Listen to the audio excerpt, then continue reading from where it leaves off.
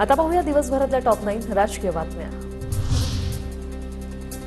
पळून गेलेल्यांमधले काहींचे तरंग आमच्यापर्यंत पोहोचतायत। त्या तरंगांचं काय करायचं ते आम्ही पाहून घेऊ। शिंदे गटातील आमदार संपर्कात असल्याचे राऊतांचे संकेत। पळून गेलेल्यांना कळालंय की आपण पुन्हा निवडून येणार नाही असाही दावा। तर ठाकरे गटाच्या 2 खासदारांनी आता शिंदेंना संपर्क केलेला आहे असं नरेश मस्के यांचा दावा आहे। अजित पवार गटातील आमदार संपर्कात आहेत। जयंत पाटील यांना अनेक आमदार फोन करतायत, अनिल देशमुखांचा दावा।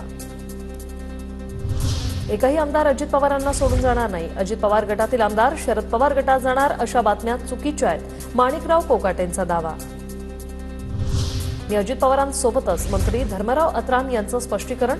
तर जयंत पाटील अजित पवार गटात येणार। सरकारचं काम पाहून सगळे अजितदादा गटात येतील, अत्रामांचा दावा। रोहित पवारच भाजपात जाऊन मंत्रिपद मिळवण्यासाठी उत्सुक। मंत्रिपदासाठी रोहित पवारांनी अनेकदा भेटीगाठी घेतल्या। अजित पवार गटाच्या प्रकाश सोळंकेंचा दावा। मेरिटच्या आधारावर जागा वाटप झालं असतं तर अजून जागा जिंकलो असतो। मवियात विधानसभेचा फॉर्म्युला ठरण्याआधी नाना पटोलेंचं वक्तव्य। तर मोठा आणि लहान भाऊ हा मुद्दा होऊ शकत नाही, राऊतांचं उत्तर। मवियात कोणी लहान आणि मोठा भाऊ नाही। काँग्रेस नेते माणिकराव ठाकरे यांची प्रतिक्रिया। आम्ही महाविकास आघाडी म्हणून एकत्र काम करणार। आमच्या सध्या कोणताही वाद नाही अशीही स्पष्टोक्ती।